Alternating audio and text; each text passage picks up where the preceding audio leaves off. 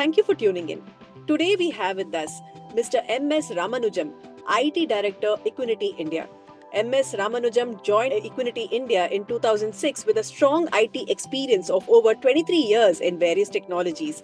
He has been instrumental in setting up the company's strategic IT vision and synchronizing it with the ever-evolving IT infrastructure to maintain technological relevance in tools, security training, and adaptation of policy. Welcome, sir. It's a pleasure to have you here with us today. My pleasure. Thank you, Supriya, for having me. So, sir, Equiniti has been a global leader in financial services and shareholder management for the longest time. And the company handles around 70 million shareholder records and 90 billion pounds in payments each year, if I'm not wrong. So, I'd like to understand your technology play here and how you're applying technology solutions at such a massive scale. So, how does Equiniti ensure seamless integration of cutting edge technology in supporting shareholder solutions, particularly in managing large scale shareholder records across global markets? I think these things starts from the basics of how we build our products to meet our customer needs. For instance, how are we going to have our end users access our data?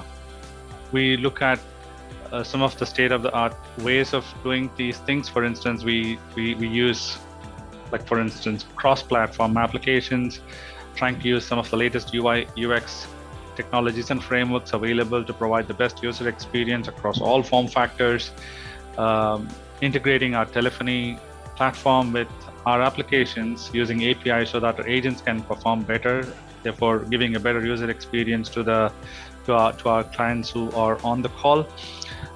So there are a multitude of factors that are in play here, and we try to pick the right technology that will meet our requirements and provide the best user experience for our customers.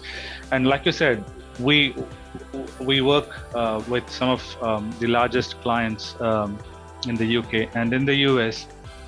Scale is quite important, and if you look at the nature of our business, there are peaks and troughs of activity, and we need our applications and the infrastructure to scale dynamically based on these requirements. And we try to use some of the cloud capabilities, the elastic nature of cloud capabilities to do that. Like I said earlier, this is also incorporated in the design. For instance, some of our products use concepts like microservices, which allow us to loosely couple components and therefore be able to scale the components exactly at the point of contention, so we get the best performance during peak hours, and we don't have any idle capacity when we don't have so much of activity happening. So we do this dynamically, and it starts right from the design stage, and then we keep optimizing it as we go based on the demand from the business on our resources. That was a great insight, sir. Thank you for sharing it with us. And considering your expertise in technology, right, I'm sure I'll leave this interview as a more technically aware person, I'm sure. Thank you so much for sharing that with us. And, financial services industries deal with a lot of data, like you mentioned, right? And data privacy is something that has taken a lot of emphasis of late. So what strategies does Equiniti employ to safeguard data and maintain cybersecurity while delivering services? Well, that's a good question. And data security is of paramount importance to us because we operate in a very highly regulated space in both US and UK. By the way, I suppose you know that Equiniti India predominantly has their business interests in these two geographies. We don't have any clients in India, but we serve some of the top companies in UK and US. So therefore, this is very important to us. For instance, complying with GDPR and other data security standards and data residency requirements of these two geographies are an important aspect of how we run our business on a day-to-day basis. We do a lot of things in terms of securing and making sure we comply with the regulations of these geographies. For instance, the way we allow our operations personnel to process data, we do that in a very secure manner over what we call as a RDS session, which basically ensures that the data sits within the geographic boundaries and gets processed within the geographic boundaries, even though the actual person who's doing it is not going to be within that within that geography, which is fine. So we try and this is also demonstrated to a lot of our clients in their audits that they conduct on a periodic basis to us, just to give them confidence that we comply with all the compliance requirements. And security is again something that we keep an eye on, and we have a group information security office that operates out of UK and oversees the information security aspects of our operations across all geographies. We apply defense in-depth approach in terms of how we treat our security, and there are multiple layers of security that we deploy in order to make sure that our data is protected and kept safe and demonstrated to our customers as well in their audits, and to our own internal auditors too, and to the regulators. Absolutely. So, sir, while we're on the topic of technology, right, one thing that everybody wants to know of late is what is your AI play, and the latest player being Gen AI, right? So, Gen AI is the new buzzword, and everybody's right now adopting it. So, I'd like to know, how are you sort of integrating these kind of technologies to enhance customer experience across your solutions? Oh, you're right. I think AI is the latest buzzword, and every business is trying to see how they could leverage this new buzzword, or the new tech that's available in the market. There are things that we are doing within Equiniti to provide better user experience. I can't talk about them right now, but in general, I think what Gen AI is likely to do for businesses at large is it's going to make the way customers or the users interact with our systems far more intuitive, rather than having, like, for instance, chatbots. The chatbots could actually become far more human-like in nature when you use something like a Gen AI at the back end, and the user is going to feel he is actually talking to a real human, and he's going to get the response as if a human is responding back from the other end. And the websites, for instance, is likely to become far more aware of the user's preferences, etc., which means the usability of the websites is likely to increase, so you will have far more attention in that space.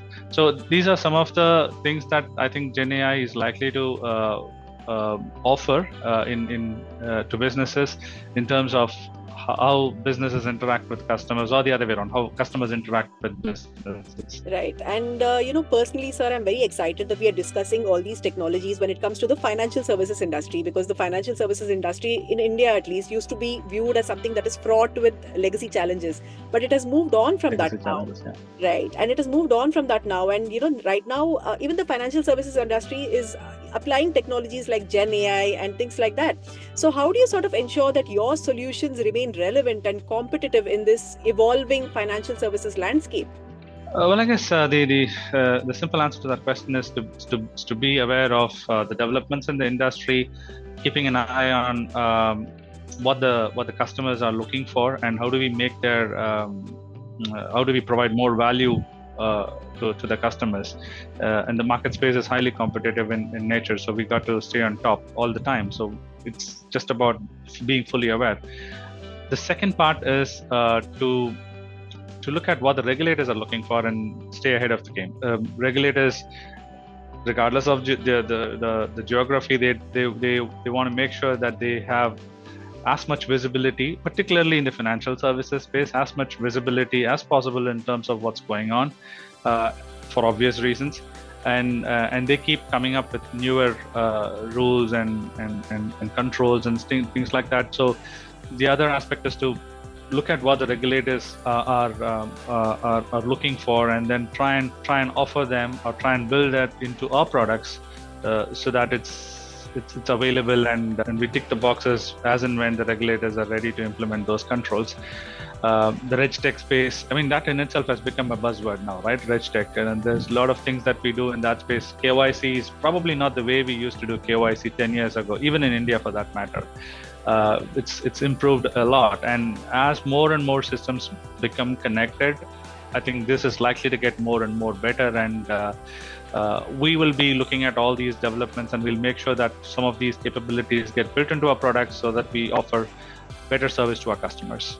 And I cannot let you go without asking this. You've been in the industry for over 3 decades now, and you have such a profound understanding of technology. So I have to ask you, what are some of the biggest technology trends that are set to transform the financial services industry, and how do you plan to stay ahead of the curve to provide enhanced customer experience?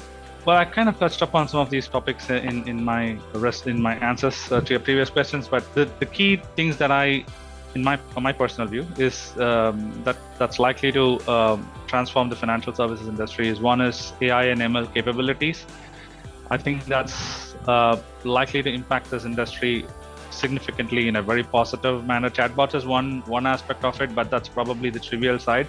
There's a lot more that can happen in terms of how do you do KYC, anti-money laundering, how do regulators find the ultimate business ownership in case all these things are done to make sure that your world is safe, right? So AI and ML is likely to play a far better role in terms of making some of these aspects of controls far more straightforward and far more transparent.